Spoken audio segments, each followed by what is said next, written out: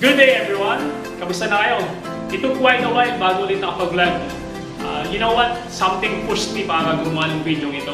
Kasi nakikita ko at nakakamdaman ko na maraming estudyante ang nag-struggle ngayon sa kanilang pag-aaral in this pandemic. So I think itong video to ay magiging malaking tulong para sa kanila. Okay? So guess what? So, si Sir Jorie ay magtuturo ng lesson. Hindi basketball. This is not a basketball lesson. But actually, may kinalaman siya sa numbers. Yes, you're right. So I'll be teaching mathematics. The series of our blog about math will focus particularly on some topics in mathematics which we think very important in building foundation as far as mathematical skills is concerned. By the way, I'm Sir Jorie. For today's lesson, I'm going to teach you all about operations on integers. And we will start in adding integers. But wait, before that, let me first introduce you about integers. Okay?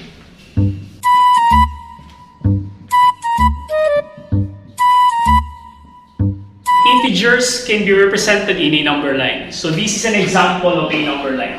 So a number line consists of 0, and at the right of 0 are the numbers which we called natural numbers. 1, 2, 3, 4, 5, and so on and so forth. Okay? These natural numbers are also known as counting numbers. And numbers to the left of 0 are what we called negative numbers. Negative 1, negative 2, negative 3, negative 4, negative 5, negative 6, so on and so forth. So this is an example of what we call number line. Okay? As we can see, all the numbers at the right of 0, as it goes to the right, the value increases. Okay? While the numbers at the left of 0 are what we call negative numbers, and as it goes to the left, the value decreases. And that's the concept about number line. And right now, I think before we proceed in our topic all about adding integers, let me first discuss to you the meaning or the concept about like signs and unlike signs. Okay? I want you to listen to this. Like signs. Pag sinabi natin like signs, magkapareho ng signs in Tagalog. Okay? This could be both positive or both negative. So example of like signs are 5, 7, 8, 13, and 15.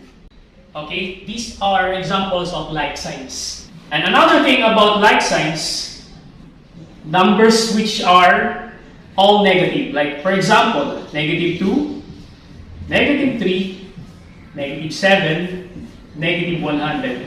These are examples of like signs. Okay? If there are like signs, there are also unlike signs. Example of unlike signs are positive 5 and negative 17. Another example is this one, negative 21 and positive 10. Okay? So this is positive, this is negative, and this is positive. So they are considered as unlike signs. Okay? So understanding the concept about number line, like signs, and unlike signs, I think we are now ready to discuss our lesson for today, which is all about addition of integers.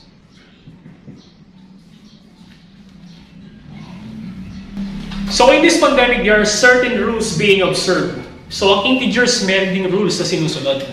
Okay? So let's talk about like signs.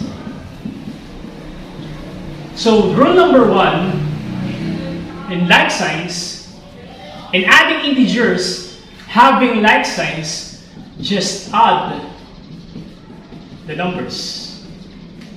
Just add the numbers. I want you to write it down or memorize. Just add the numbers, then copy the common sign. So I want you to memorize this at home. Okay, you can read this a lot of times until you memorize this rule. So that would be helpful for you. Okay? Just add the numbers. When adding integers having like signs, just add the numbers, then copy the common sign. And that's it. That is how simple it is. Okay? So, to give you a deeper understanding applying the rule, allow me to give you some examples about this. So example number 1. So positive 5 plus positive 3. In other references, in other books, they affix a positive sign in a number if it is positive. Example, positive 5 plus positive 3. But actually, it's understood that if a number has no sign, it is a positive number. Okay? So, 5 plus 3 equals, according to the rule, just add the numbers. 5 plus 3, 8.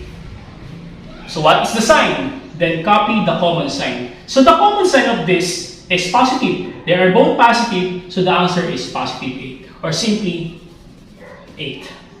Okay? Did you understand? Okay, so number 2 example is, how about positive 10 plus positive 15. So the same with number 1, just add the numbers. 10 plus 15 equals 25.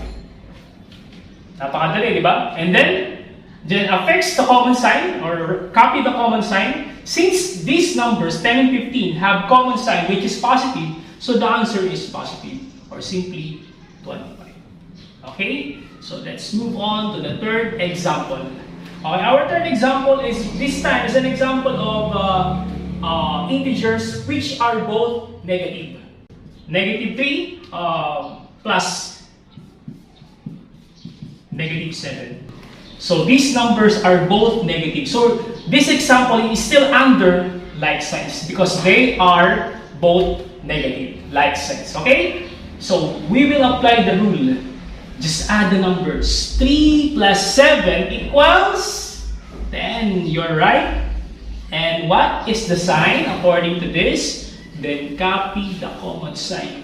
Since the common sign is negative, they are both negative. So the answer is a negative integer, which is negative 10. So negative 10 is the correct answer. For example, I'm going to give a similar example with number 3. So this time a little bigger number. Negative 12 in terms of the absolute value plus negative 13. Okay? The same thing what we did in example number 3. We just add the numbers. 12 plus 13 equals 25. Okay? And the common sign is negative, so the answer is negative 25.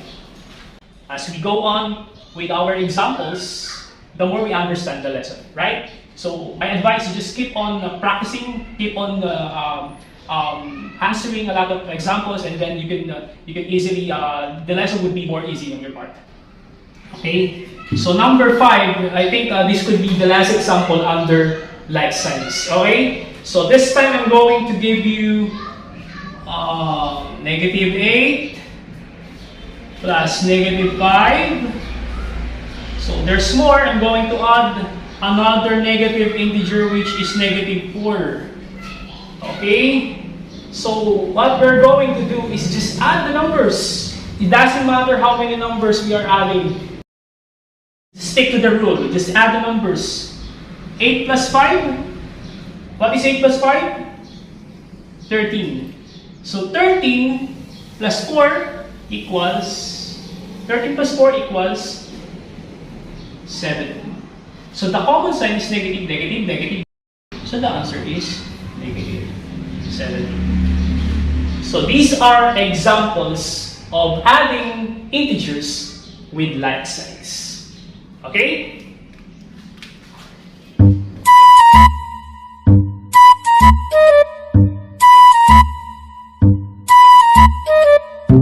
So this time, let's deal with unlike signs. Okay? So the rule in unlike signs is subtract. subtract the numbers. So listen to this closely. Subtract the numbers. Then, copy the sign of the bigger absolute value.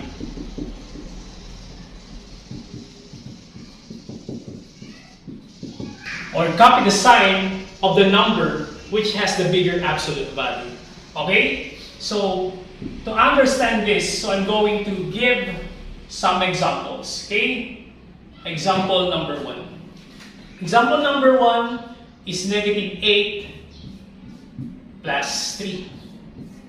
Okay? So we're still under addition of integers, but this time we are dealing with unlike signs. When you say unlike signs, this could be positive and negative, combination of positive and negative, or a combination of negative and positive. So this time is a combination of negative and positive number. So applying the rule of unlike signs, it says here that subtract the numbers.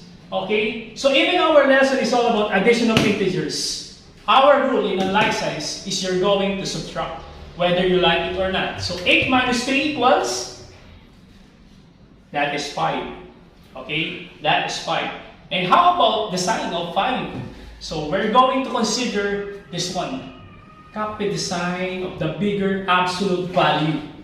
Okay? Bigger absolute value means we're going to not consider the sign. Okay? Bigger absolute value, just focus on the number. Okay? So because absolute value is another lesson in mathematics. So this time, just close your eyes and do not look at the sign. Just look at the numbers. Okay? 8 and 3. Okay? Which is bigger, 8 or 3? So the bigger is 8. So since 8 is bigger, you're going to copy the sign of 8, which is negative. And the answer is negative 5. Again, subtract 8 minus 3 equals 5. Since 8 is bigger than 3, copy the sign of 8, and that is negative, so the answer is negative 5. Is that clear? Okay. Example number 2. Example number 2 is adding a positive and a negative 4. Positive 12 and a negative 4. Okay? So apply the rule. Since they are unlike signs, this is positive, this is negative, so we're going to subtract. 12 minus 4, that is 8. Very good.